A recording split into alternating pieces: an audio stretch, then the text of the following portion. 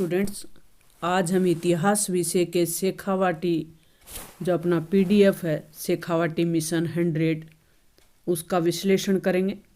अपना जो तीसरा चैप्टर है वो है बंधुत्व, जाति एवं वर्ग। पहला जो प्रश्न है अपना वह है महाभारत के समालोचनात्मक संस्करण को तैयार करने में कितना समय लगा। तो यह हमारा लगे 47 वर्ष। तो महाभारत का समालोचनात्मक जो संस्करण था ये काम 1919 में शुरू हुआ था आदि पर्वन से।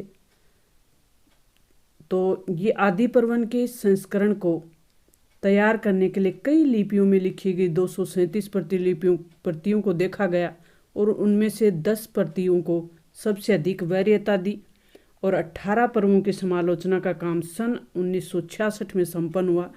तो लगभग 47 वर्ष का समय लग गया था। जैसे महाभारत का सबको पता है, दो कुलों के बीच की लड़ाई, इसमें उल्लेख है कौरव और पांडवों की।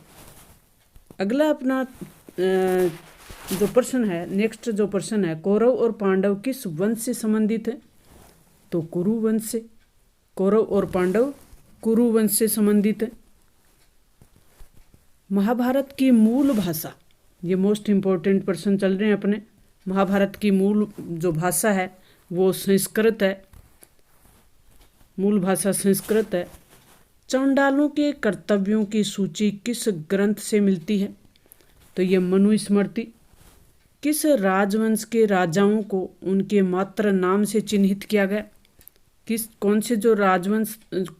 किस राजवंश के राजा थे को उनके मात्र नाम, माता के नाम से चिन्हित किया गया। तो सातवाहन वंश के राजा थे, इन्हें माँ के नाम से जाना जाता था या मात्र नाम से जाना जाता था। सातवाहन कुल के किस प्रसिद्ध शासक ने स्वयं को अनूठा ब्राह्मण और साथ ही क्षत्रियों के दर्प का हनन करने वाला बताया था। तो ये थे गौतमी पुत्र सातकर्णी। राजा का नाम है गौतमी पुत्र सातकर्णी। नेक्स्ट हमारा 7 नंबर प्रश्न है, संस्कृत ग्रंथों में कुल शब्द का प्रयोग परिवार के लिए और जाति जो शब्द है उसका प्रयोग बांधों के बड़े समूह के लिए होता है। अब अति लघुत्रात्मक प्रश्न होंगे हमारे।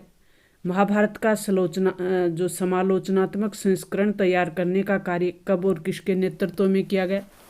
तो 1919 में प्रसिद्ध संस्कृत के विद्वान थे V.S. सुकथांकर के नेतृत्व में महाभारत का समालोचनात्मक संस्करण तैयार हुआ। महाभारत का युद्ध किन दो दलों के मध्य हुआ और क्यों हुआ। तो महाभारत का युद्ध कुरु जनपद, जो हम जानते हैं कि कुरु जनपद के कुरु वंश से संबंधित था, और दल थे वो कौरव और पांडव थे, और भूमि और सत्ता के लिए युद्ध हुआ था। महाभारत का युद्ध कुरु जनपद था, कुरु वंश था, दो कुल थे कौरव और पांडव, और सात जो कारण था वो था भूमि और सत्ता। महाभारत की मुख्य कथा किन के मध्य हुए युद्ध को चित्रण करती है। तो ये हमने देख लिया, कौरव और पांडवों के मध्य युद्ध को चित्रित करती है। इतिहासकार महाभारत ग्रंथ की विषय वस्तु को किन दो मुख्य शीर्षकों के अंतर्गत रखते हैं। एक तो आख्यान और एक उपदेशात्मक। तो आख्यान इसमें कहानियों का संग्रह है और उपदेशात्मक इसमें सामाजिक आचार विचार के मापदंडों का चित्रण है। महाभारत का सबसे महत्वपूर्ण उपदेशात्मक अंश कौन सा है। तो महाभारत का सबसे महत्वपूर्ण उपदेशात्मक अंश भागवत गीता है, जहाँ कुरुक्षेत्र की युद्ध भूमि में श्री कृष्ण अर्जुन को उपदेश देते हैं। ये महाभारत में एक उपदेशात्मक अंश है कि जो श्री कृष्ण हैं वो कुरुक्षेत्र में अर्जुन को उपदेश दे रहे होते हैं। बहिर्विवाह पद्धति से आप क्या समझते हैं। अपने गोत्र से बाहर विवाह करने को बहिर्विवाह पद्धति कहते हैं। मनुस्मृति के संस्करण कब और किस भाषा में प्रकाशित हुए। तो मनुस्मृति के संस्करण 200 ईस्वी में, 200 ईस्वी के बीच संस्कृत भाषा में, 200 ईस्वी पूर्व से 200 ईस्वी के बीच संस्कृत भाषा में संकलन हुआ है। चांडाल किसके लिए प्रयोग किया गया है। चांडाल जो शब्द है या किसे कहा गया है चांडाल, तो मनुस्मृति में चांडाल जो शब्द है वो शवों की अंत्येष्टि करने वाले और मृत पशुओं को छूने वाले लोगों के लिए किया जाता था। 1951-52 में किस पुरालेख में मेरठ जिले यानी उत्तर प्रदेश के हस्तिनापुर नामक गांव में उत्खनन का कार्य किया गया? ये थे बीबी लाल के नेतृत्व में। किस राजवंश में राजाओं के नाम से पूर्व माताओं का नाम लिखा जाता था या मात्र नाम से जाने जाते थे? ऊपर हमने कर लिया है। तो ये कौन थे? सातवाहन वंश के राजा थे जो माता के नाम से जाने जाते थे। लगभग 7वीं शताब्दी ईस्वी में चीन से भारत आए किस चीनी यात्री ने कहा कि बधिक और सफाई करने वाले को नगर से बाहर रहना पड़ता था? सब हिंसांग थे। लगभग 5वीं शताब्दी ईस्वी में चीन से भारत आए किस बौद्ध भिक्षु का कहना है कि अस्पृश्यों को सड़क पर चलते हुए करताल बजाकर अपने होने की सूचना देनी पड़ती थी? तो ये फायान थे। महाभारत की सबसे चुनौतीपूर्ण कथा कौन सी है? तो जो द्रौपदी से पांडवों के विवाह की कथा है वो बड़ी चुनौतीपूर्ण है। महाभारत की सबसे चुनौतीपूर्ण उपकथा है वो द्रौपदी से पांडवों के विवाह की है। स्त्री धन को परिभाषित कीजिए। विवाह के समय मिले उपहारों पर स्त्री का स्वामित्व माना जाता था और इसे स्त्री धन की संज्ञा दी जाती थी। तो स्त्री धन की संज्ञा किसे दी जाती थी? स्त्री को विवाह के समय उपहार में जो भेंट मिलती थी उसे स्त्री धन कहा जाता था। स्वयं को अनूठा ब्राह्मण और क्षत्रियों के दर्प का हनन करने वाला किस शासक ने बताया और वह किस राजवंश से संबंधित है? तो सातवाहन राजवंश है जो माता के नाम से जाने जाते थे और उसी राजवंश के सबसे प्रसिद्ध शासक हुए गौतमी पुत्र सातकर्णी और उन्होंने ये शब्द कहे थे। उन्होंने अपने को अनूठा ब्राह्मण बताया और क्षत्रियों के दर्प का हनन करने वाला शासक बताया था। लगभग 2री शताब्दी ईस्वी पूर्व में सुदर्शन सरोवर या सुदर्शन झील का जीर्णोद्धार किस शक शासक ने करवाया था? ये काम जो करवाया वो रुद्रदामन ने करवाया था। रुद्रदामन ने करवाया। नेक्स्ट जो 17 नंबर हमारा प्रश्न है वो है किस सातवाहन शासक ने ये दावा किया कि उसने 4 वर्णों के बीच विवाह संबंध होने पर रोक लगाई है? ये भी गौतमी पुत्र सातकर्णी। शास्त्रों के अनुसार 4 वर्णों में से किस वर्ण का व्यक्ति ही राजा बन सकता था? तो शास्त्रों में कहा गया है कि क्षत्रिय वंश का जो व्यक्ति था वो ही राजा बन सकता था। लगभग 5वीं शताब्दी ईस्वी पूर्व के किस अभिलेख से रेशम बुनकरों की एक श्रेणी का उल्लेख मिलता है? ये मंदसौर अभिलेख मिला है मध्य प्रदेश में और उस अभिलेख में ऐसा कहा गया है कि रेशम बुनकरों को एक श्रेणी का वर्णन किया गया। रेशम बुनकरों की एक श्रेणी का उल्लेख किया गया। ब्राह्मणों द्वारा स्थापित देवीय व्यवस्था में वर्ण कौन कौन से थे? तो ये 4 वर्ण थे। ब्राह्मण, क्षत्रिय, वैश्य और शूद्र 4 वर्ण थे।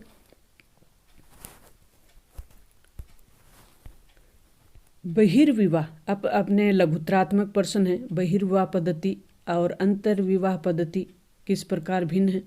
बहिर्विवाह जो अपने गोत्र से बाहर विवाह करने की पद्धति थी, जबकि अंतर्विवाह जो पद्धति थी वो एक इस प्रकार का वैवाहिक संबंध था कि अपने ही कुल और गोत्र में स्थापित किया जाता था। बहिर्विवाह पद्धति की कोई 2 विशेषता बतानी है। अपने गोत्र से बाहर विवाह करने को बहिर्विवाह पद्धति कहते हैं। इस विवाह पद्धति में कन्यादान अर्थात विवाह में कन्या को जो भेंट दी जाती थी पिता के द्वारा वो एक धार्मिक कर्तव्य माना जाता था। धर्मसूत्र एवं धर्मशास्त्र विवाह के कितने प्रकारों को अपनी स्वीकृति देते हैं? इनमें कौन से विवाह उत्तम तथा कौन से विवाह निंदनीय माने गए हैं? धर्मशास्त्र तथा धर्मशास्त्र विवाह के 8 प्रकारों को अपनी स्वीकृति देते हैं और ये 8 जो प्रकार हैं विवाह के 8 प्रकारों में प्रथम 4 उत्तम माने गए और अंतिम जो 4 हैं वो निंदनीय माने गए। 4 को उत्तम और 4 को निंदनीय माना है। धर्मशास्त्र और में जो विवाह के प्रकार बताए हूँ।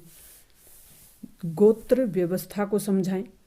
1000 ईस्वी पूर्व के लगभग गोत्र प्रणाली प्रचलन में आई और इसमें लोगों को वैदिक ऋषियों के नाम पर अलग अलग गोत्रों में बांटा गया। गोत्र जो प्रणाली है, ये गोत्रों के दो नियम महत्वपूर्ण थे। एक तो विवाह के पश्चात स्त्री को पिता के स्थान पर पति के गोत्र का माना जाता था, और दूसरा जो था वो एक ही गोत्र के सदस्य आपस में विवाह संबंध नहीं रख सकते थे, यानी वो जो बहिर्विवाह पद्धति को अपनाते। गोत्र प्रणाली के दो नियमों का उल्लेख कीजिए जो हमने ऊपर कर लिया है।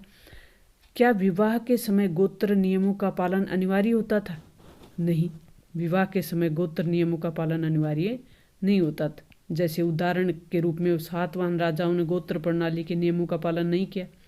सातवाहन जो शासक थे, जो माता के नाम से जाने जाते थे, सातवाहन राजाओं की जो रानियों ने विवाह के बाद अपने पिता के गोत्र को कायम रखते हुए अपने पति के कुल के गोत्र को ग्रहण नहीं किया था। ये सबूत हमें सातवाहन राजाओं से मिलते हैं कि विवाह के समय गोत्र नियमों का पालन अनिवार्य नहीं था। महाभारत काल में वर्ण व्यवस्था के नियमों का पालन करवाने के लिए ब्राह्मणों ने कौन सी नीतियाँ या रणनीतियाँ अपनाई? वर्ण व्यवस्था को दैवीय व्यवस्था बताया। शासकों को अपने राज्य में वर्ण व्यवस्था के नियमों को लागू करवाने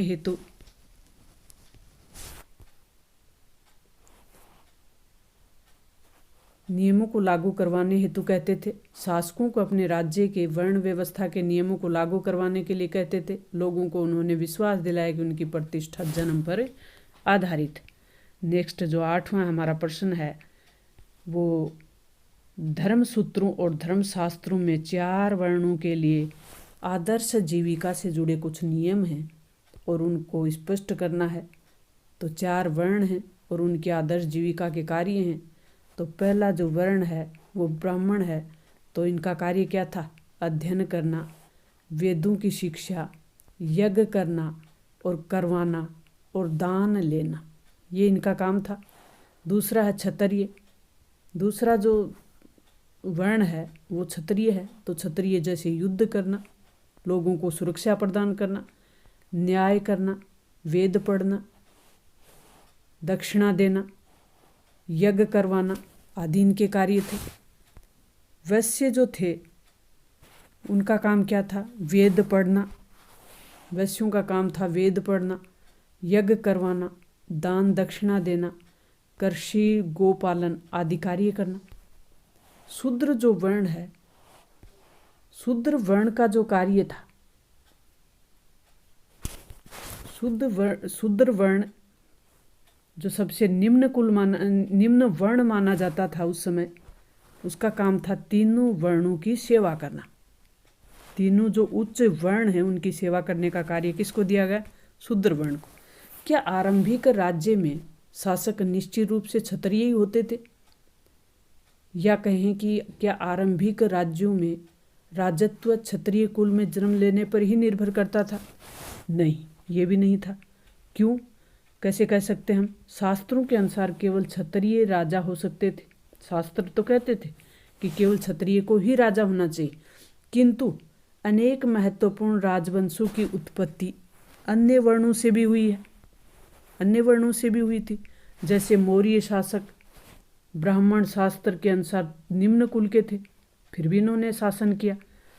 शुंग और कर्णव ये शासक थे, ये ब्राह्मण थे। इस उदाहरण को देखकर लगता है कि राजनीतिक सत्ता का उपभोग हर वो व्यक्ति कर सकता था जो समर्थ हो और संसाधनवान हो। वर्ण और जाति में भेद बताना है। वर्ण और जाति में क्या भेद है? वर्णों की संख्या 4 है और वर्णों की संख्या 4 है और जाति, वर्ण तो मात्र 4 हैं परंतु जातियों की कोई निश्चित संख्या नहीं थी। वर्ण व्यवस्था को देवी व्यवस्था माना गया है, जबकि जाति जन्म पे आधारित थी। तो ये वर्ण और जाति के बीच हमने अंतर कर लिया। मनुस्मृति में चांडालों के कौन कौन से कर्तव्य बताए गए? चांडाल किस, हमने पढ़ा कि चांडाल किसको कहा गया मनुस्मृति में? जो मृत व्यक्तियों को जलाते थे,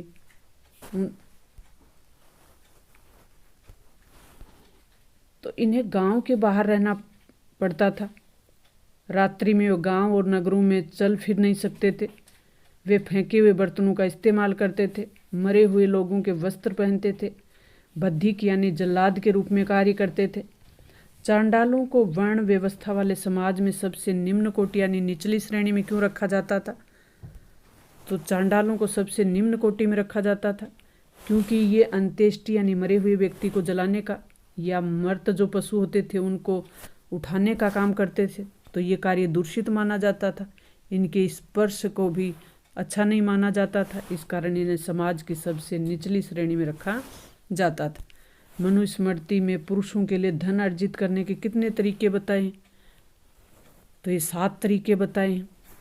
धन अर्जित किन तरीकों से? विरासत में मिल जाए तो, खोज कर लें तो, खरीद लें तो भी धन अर्जित है, विजित करके भी धन इकट्ठा किया जा सकता है, निवेश से भी, कार्य करके भी, सज्जनों से भेंट मिल जाए तो वो भी धन सर्जन का एक तरीका है, अर्जित करने का एक तरीका है। मनुस्मृति में स्त्रियों के लिए धन अर्जित करने के कितने तरीके बताए हैं? इसमें 6 तरीके बताए हैं। विवाह अग्नि के सामने अगर महिला को भेंट मिल जाए तो वो भी इनका अर्जित करने का तरीका होगा। वधूगमन के समय भेंट मिल जाए, स्नेह के प्रतीक के रूप में कोई उपहार मिल जाए तो भी वो उसका धन अर्जित है। माता पिता द्वारा दिए गए उपहार भी महिला के धन अर्जित में आएगा।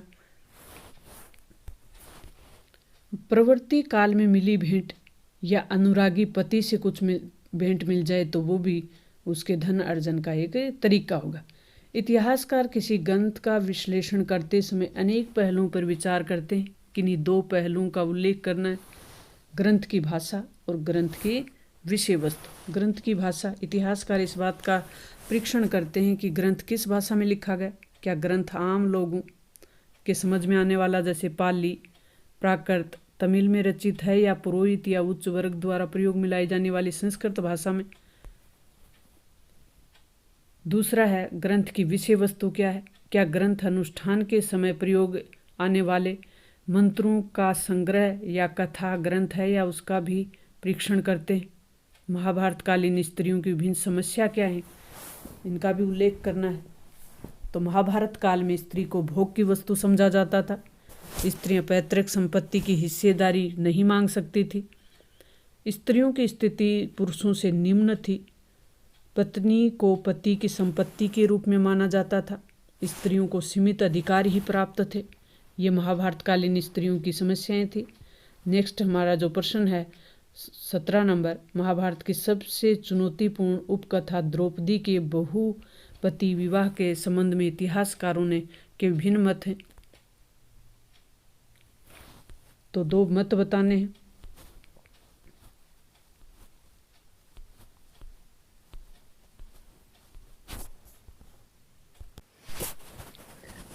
महाभारत कालीन स्त्रियों की विभिन्न समस्याएं थी, तो उसका उल्लेख हमने कर लिया। इसमें हमने महत्वपूर्ण बात पढ़ी कि स्त्रियों को पैतृक संपत्ति में हिस्सेदारी की कोई भी मांग नहीं थी, यानी हक नहीं था। इससे नेक्स्ट पिछला जो चैप्टर हमने पढ़ा उसमें हमने पढ़ा था कि कोई जो गुप्त काल और मौर्य काल के बारे में पढ़ा, तो उसमें हमने पढ़ा कि किसी महिला को पैतृक संपत्ति में अधिकार था, विशेष अधिकार था, और उसका उल्लेख हमें भूमिदान के रूप में मिलता है। तो ये आपको कमेंट बॉक्स में बताना है कि वो महिला कौन थी। महाभारत की सबसे चुनौतीपूर्ण उपकथा द्रौपदी के बहुविवाह या बहुपति विवाह के संबंध में इतिहासकारों के विभिन्न मत हैं। तो किन्हीं 2 मतों को बताना है। विशिष्ट शासक वर्ग में बहुपति जो प्रथा थी वो प्रचलित थी, किन्हीं 2 का उल्लेख करना है। तो कुछ जो इतिहासकार हैं वो कहते हैं कि विशिष्ट वर्ग में बहुपति जो प्रथा थी वो प्रचलित थी। कुछ इतिहासकार ये भी मानते हैं कि उनके अनुसार हिमालय क्षेत्र में आज भी बहुपति प्रथा प्रचलन में है। कुछ इतिहासकार ऐसे भी हैं जो मानते हैं कि युद्ध के समय स्त्रियों की संख्या थी वो कम हो जाती थी और इस कारण बहुपति जो प्रथा थी उसको अपना लिया गया था या अपना लिया जाता था। पितृवंशिका मातृवंशिका में अंतर स्पष्ट करना है।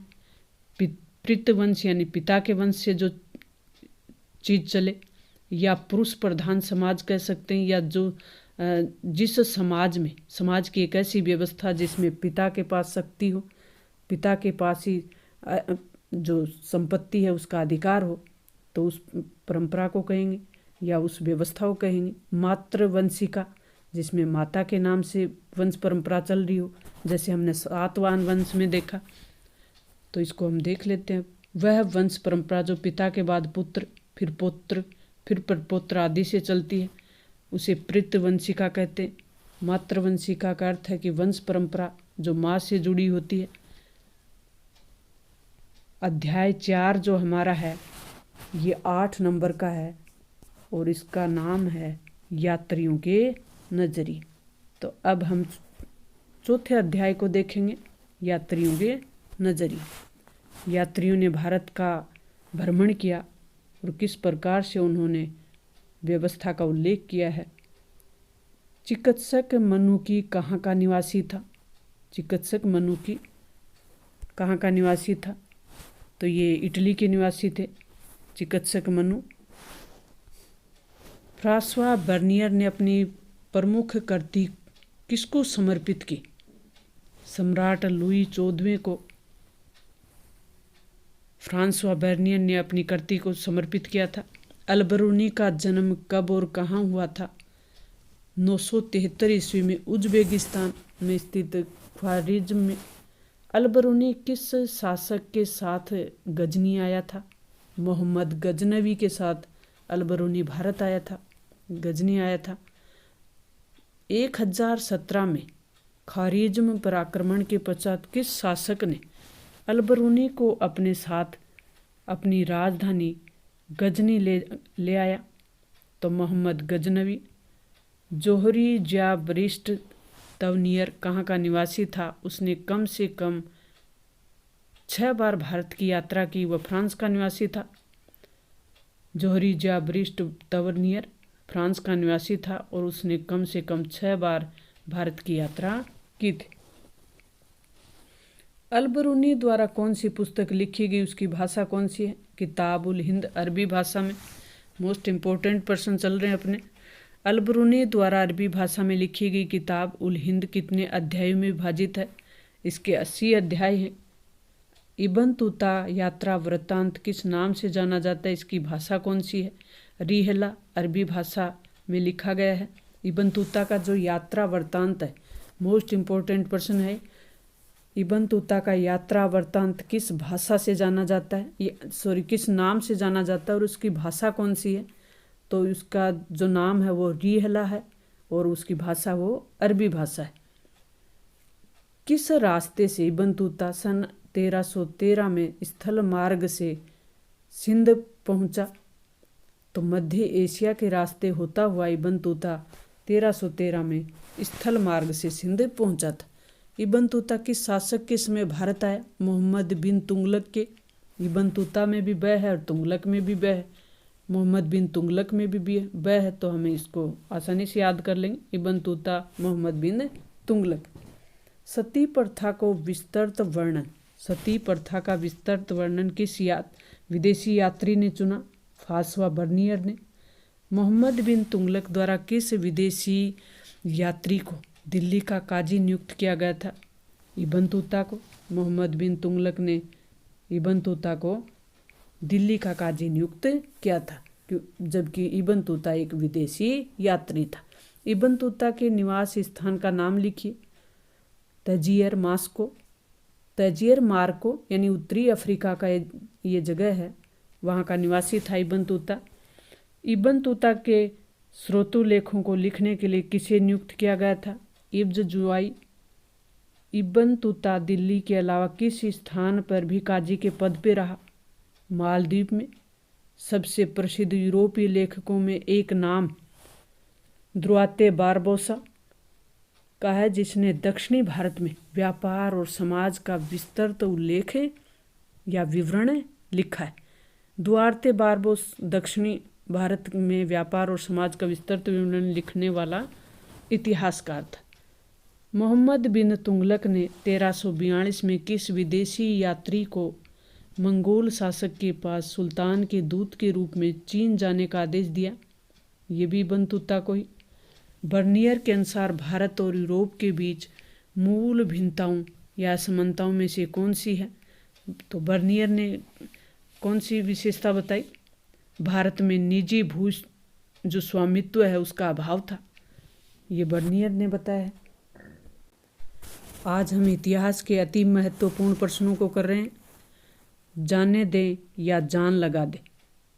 इस बात को फॉलो करें, या तो आप जाने दें या जब तैयारी करनी है तो पूरी जान लगा दें। आज का जो कष्ट है वो आपको कल का सुख देने वाला है। चीन के विषय में किस विदेशी यात्री के वृत्तांत की तुलना मार्को पोलो के वृत्तांत से की जाती है? इब्न तूता के।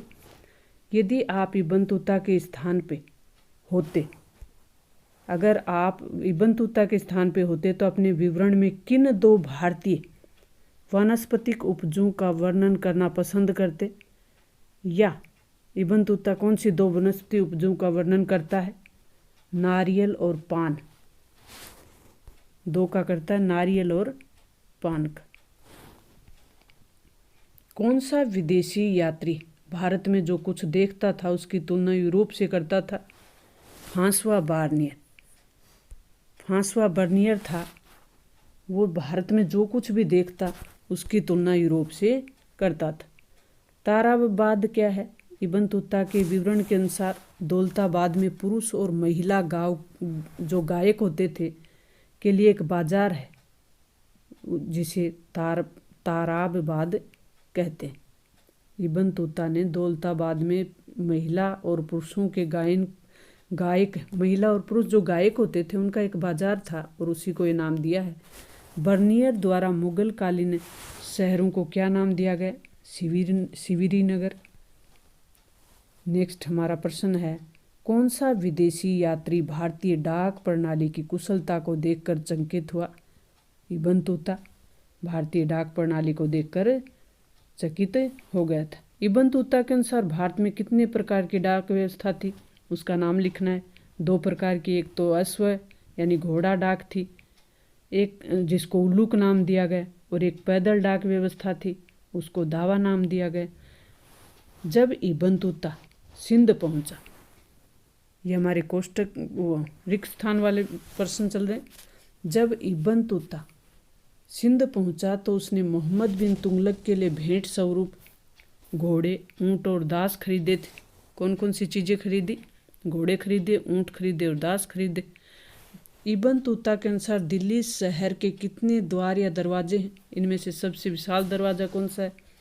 28 दरवाज़ों का विवरण इब्न तूता ने किया है। सबसे विशाल दरवाज़ा बताया है बदायूं दरवाज़ा। किस विदेशी यात्री ने मुगल कालीन कारखानों की कार्यप्रणाली का विस्तृत वर्णन किया है? फ्रांसवा बर्नियर ने। विदेशी यात्री जिसने मुगल कालीन कारखानों की कार्यप्रणाली किस प्रकार की थी उसका वर्णन किया है? फ्रांसवा बर्नियर ने। दासों के बारे में विस्तृत वर्णन किस विदेशी यात्री ने किया? इब्न तूता ने। Travel in the Mughal empire, most important person. Travel in the Mughal empire रचना फ्रांसवा बर्नियर की। किसकी थी? फ्रांसवा बर्नियर की। बर्नियर किस देश का निवासी था? फ्रांस यानी यूरोप का था। फ्रांसवा बर्नियर कौन था? तो फ्रांसवा बर्नियर फ्रांस का रहने वाला, फ्रांसवा यानी फ्रांस, इतना तो याद रह जाए। अगर फ्रांस यूरोप का शहर है, अगर महाद्वीप पूछ लिया जाए तो यूरोप महाद्वीप। फ्रांस का रहने वाला फ्रांसवा बर्नियर एक चिकित्सक था, राजनीतिक, दार्शनिक और इतिहासकार था। किस विदेशी यात्री ने मुगल कालीन शहरों को सिविरी नाम दिया? ये भी फ्रांसवा ने दिया, सिविरी। तो ये अपन को याद रखना है, सिविरी नगर नाम दिया था फ्रांसवा बर्नियर ने। कौन सा विदेशी यात्री विशेष रूप से भारत की व्यापारिक स्थितियों से प्रभावित था और उसने भारत की तुलना ईरान और ओटोमन साम्राज्य से की थी? तो ये थी जोहरी जा बरिस्ट तवनियर। फ्रांस बर्नियर किस अवधि तक भारत में रहा और इस अवधि में भारत में किस राजवंश का शासन था? तो 1656 ईस्वी से 1668 ईस्वी तक 12 वर्ष तक फ्रांसवा बर्नियर भारत में रहा और इस समय मुगल वंश का शासन था।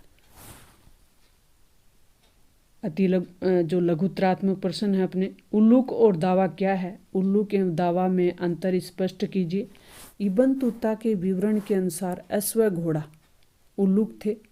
जो घोड़ा पे डाक आती थी वो उल्लूक थी, जबकि पैदल जो डाक व्यवस्था थी वो दावा के नाम से जानी जाती थी। इब्न तूता भारतीय डाक जो प्रणाली थी उसकी कार्य कुशलता को देखकर चकित क्यों हुआ? उल्लेख करना है।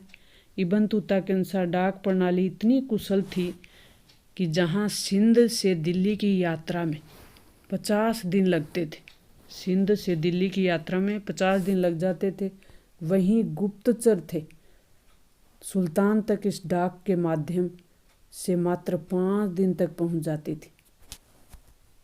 तो इसीलिए इस डाक व्यवस्था को देखकर चकित हो गया था फ्रांसवा। ये तो उल्लूक और दावा दोनों में अंतर स्पष्ट करना है। ये अति महत्वपूर्ण प्रश्न चल रहे हैं अपने। इब्न तूता के विवरण के अनुसार अश्व जो घोड़ा पे डाक व्यवस्था थी उसको उल्लूक कहा जाता था, जबकि पैदल से डाक व्यवस्था थी यानी पैदल डाक की व्यवस्था की जाती थी उसे दावा कहा गया था। इब्न तूता भारतीय डाक प्रणाली की कुशलता को देखकर चकित हो गए। क्यों? उल्लेख करना है। इब्न तूता के अनुसार डाक प्रणाली इतनी कुशल थी भारतीय कि जहां सिंध से दिल्ली की यात्रा में 50 दिन लगते थे, वहीं गुप्तचरों की जो खबरें थी वो सुल्तान तक महज डाक व्यवस्था के द्वारा 5 दिन में पहुंचे जाती थी। बर्नियर ने भूमि पर राज के स्वामित्व को राज्य तथा उसके निवासियों दोनों के लिए हानिकारक या विनाशकारी क्यों माना? 3 कारण या दोष बताने हैं। भू स्वामित्व पर बर्नियर के विचारों का संक्षिप्त विवेचन करना है।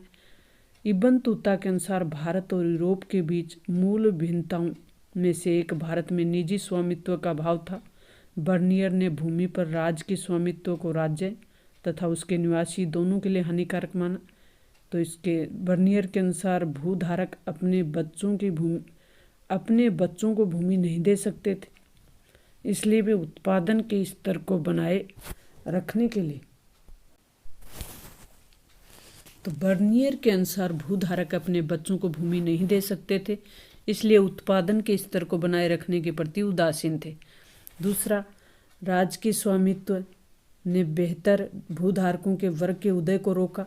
तो भूमि के रख रखाव के प्रति जो बेहतरी के प्रति सजग रहते थे, तो भूमि के रख रखाव व बेहतरी के प्रति सजग रहते थे। राजकीय भूस्वामित्व के कारण खेत झाड़ीदार तथा घातक दलदल से भरे होते थे। बर्नियर के अनुसार उपमहाद्वीप में किसानों को किन किन समस्याओं से जूझना पड़ता था? 3 समस्याओं का उल्लेख करें। तो बर्नियर के अनुसार उपजाऊ क्षेत्र बहुत ही सीमित थे, अधिकांश भूमि बंजर और रेतीली थी। कृषि योग्य भूमि का एक बड़ा भाग श्रमिकों के अभाव में कृषि विहीन रह जाता है। गरीब लोग अपने लालची स्वामियों की मांगों को पूरा करने में असमर्थ हो जाते हैं, तो उन्हें जीविका के साधनों के साथ साथ अपने बच्चों से भी हाथ धोना पड़ता है और उनके बच्चों को दास बना लिया जाता है। ये ऐसा बर्नियर के अनुसार था। फ्रांसवा बर्नियर किस प्रकार मुगल दरबार से नज़दीकी रूप से जुड़ा था, या फ्रांसवा बर्नियर का संक्षिप्त परिचय देना है। तो फ्रांसवा बर्नियर एक चिकित्सक थे, राजनीतिक दार्शनिक और इतिहासकार थे। बर्नियर मुगल काल में भारत आया था, जो 1656 से 1668 तक भारत में 12 वर्ष तक रहा। तो आपको बताना है कि 1656 में किस मुगल शासक का राज था। बर्नियर मुगल दरबार से नज़दीकी रूप से जुड़ा था। पहले सम्राट शाहजहां के ज्येष्ठ पुत्र दारा शिकोह के चिकित्सक के रूप में और बाद में मुगल दरबार के एक आर्मीनियाई आमिर दानिशमंद खान के साथ एक बुद्धिजीवी तथा वैज्ञानिक के रूप में जुड़े रहे। अलबरूनी द्वारा वर्णित फारस के 4 सामाजिक फारस के 4 सामाजिक जो वर्ण थे उनका उल्लेख किया अलबरूनी ने। या फारस के सामाजिक वर्णों का उल्लेख करने के पीछे अलबरूनी का उद्देश्य क्या था? घुड़सवार और शासक वर्ग एक बताया, दूसरा बताया भिक्षु, अनुष्ठानिक और पुरोहित तथा चिकित्सक। तीसरा खगोल शास्त्री और अन्य वैज्ञानिक। चौथा बताया कृषक और शिल्पकार। तो इनके पीछे कारण क्या था? अल-बरूनी ये दिखाना चाहता था कि ये सामाजिक वर्ग भारत तक ही सीमित नहीं थे, बल्कि वे अन्य देशों में भी थे। किताब उल हिंद पे टिप्पणी लिखी। मोस्ट इम्पोर्टेंट पर्सन चल रहे हैं अपने। किताब उल हिंद। किताब उल हिंद किसकी पुस्तक है? ऑब्जेक्टिव में भी पूछा जा सकता है। अरबी में लिखी गई और किस भाषा में लिखी गई? अरबी भाषा में लिखी गई। अल-बरूनी की कृति किताब उल हिंद की भाषा सरल और स्पष्ट है। किताब उल हिंद 80 भागों में विभाजित है। कितने भागों में विभाजित है? 80 भागों में विभाजित है। किताब उल हिंद एक विस्तृत ग्रंथ है जो धर्म दर्शन और खगोल विज्ञान, कीमिया यानी रसायन शास्त्र में कृत्रिम सोना बनाने की विधि, कानून, सामाजिक जीवन आदि के विषय का उल्लेख करती है। किताब उल हिंद। इब्न बतूता ने उपमहाद्वीप के कौन से 2 शहरों का दौरा किया, जिनका वर्णन अपने यात्रा वृत्तांत में किया? इब्न बतूता ने भारतीय शहरों के संबंध में जो लिखा उस पर प्रकाश डालना है। कौन से 2 शहर थे वो? तो इब्न बतूता ने 2 शहर कौन से थे वो? दिल्ली और दौलताबाद। तो इब्न बतूता के अनुसार भारतीय शहर उन लोगों के लिए व्यापक अवसरों से भरपूर हैं जिनके पास आवश्यक इच्छा हो, संसाधन हो और कौशल हो। दिल्ली, इब्न बतूता दिल्ली को भारत में सबसे बड़ा शहर बताता है। और दौलताबाद जो महाराष्ट्र में है, इब्न बतूता के अनुसार इसमें पुरुष और महिला गायक हैं, उनके लिए एक ताराबाद नामक बाजार भी था। तो ताराबाद शब्द का ऊपर भी हमने उल्लेख कर लिया है। इब्न बतूता एक हठीला यात्री था। कथन की व्याख्या करनी है। इब्न बतूता एक हठीला यात्री था जिसने उत्तर पश्चिमी अफ्रीका में अपने निवास स्थान मार्ग को वापस जाने से पूर्व कई वर्ष उत्तरी अफ्रीका, पश्चिमी एशिया, मध्य एशिया के कुछ भाग, भारतीय उपमहाद्वीप तथा चीन की यात्रा की थी। इब्न बतूता के अनुसार दासों में काफ़ी विभेद था। स्पष्ट कीजिए, इब्न बतूता ने दास दासियों का वर्णन किस प्रकार किया है? इब्न बतूता के अनुसार बाजारों में दास किसी भी अन्य वस्तु की तरह खुले आम बेचे जाते थे और नियमित रूप से भेंट स्वरूप दिए जाते थे। इब्न बतूता यानी एक वस्तु की तरह खरीदे और बेचे जाते थे दास। इब्न बतूता के विवरण से प्रतीत होता है कि दासों में काफ़ी विभेद था। सुल्तान की सेवा में कार्यरत कुछ दासियां संगीत गायन में निपुण थी, यानी कुछ दासियां संगीत गायन का काम करती थी। सुल्तान अपने अमीरों पर नज़र रखने के लिए दासियों को नियुक्त करते थे। दासों को सामान्यतः घरेलू श्रम के लिए ही इस्तेमाल किया जाता था। दासों की जो कीमत थी विशेष रूप से उन दासियों की जिनकी आवश्यकता घरेलू श्रम के लिए थी, बहुत कम होती थी। सती प्रथा के कौन से तत्वों ने बर्नियर का ध्यान अपनी ओर खींचा? संक्षिप्त वर्णन कीजिए। सती प्रथा के बारे में बर्नियर ने क्या कहा है? बर्नियर ने कहा कि बर्नियर ने सती प्रथा को विस्तृत विवरण के लिए चुना। उसने लिखा कि हालांकि कुछ महिलाएं प्रसन्नता से यानी अपनी खुशी से मृत्यु को गले लगा लेती थी, अन्य को मरने के लिए बाध्य किया जाता था। बर्नियर के अनुसार ये क्रूर प्रथा थी जिसमें पति की मृत्यु पर विधवा स्त्री को जीवित ही अग्नि की भेंट चढ़ा दिया जाता था और इस प्रक्रिया में ब्राह्मण व घर की बड़ी महिलाएं भाग लेती थी। सती होने वाली विधवा के हाथ पर बांध दिए जाते थे ताकि वो सती स्थल से भाग न सके। ऐसा वर्णन बर्नियर ने किया सती प्रथा के बारे में। अल-बरूनी संक्षिप्त परिचय देना है तो सन 973 ईस्वी में उज्बेकिस्तान में स्थित ख्वारिज्म में 1017 में ख्वारिज्म पर आक्रमण के पश्चात मोहम्मद गजनवी ने अल-बरूनी को अपने साथ राजधानी गजनी ले गए। अल-बरूनी ने 70 वर्ष की आयु में अपनी मृत्यु तक बाकी जीवन गजनी में ही बिताया। अल-बरूनी द्वारा अरबी भाषा में लिखी गई किताब उल हिंद 80 अध्यायों में ये किताबुल हिंद 80 अध्यायों में विभाजित थी। ये जो चैप्टर था हमारा, ये हमारा 8 नंबर का महत्वपूर्ण टॉपिक हमने पूरा कर लिया। शेखावाटी मिशन की PDF का पहला पार्ट पहले डाला जा चुका है। अति महत्वपूर्ण प्रश्न भी डाले जा चुके हैं। अब जो ये हमारा था दूसरा PDF है, तो आप इसको देखें, पढ़ें, लाइक शेयर सब्सक्राइब करें।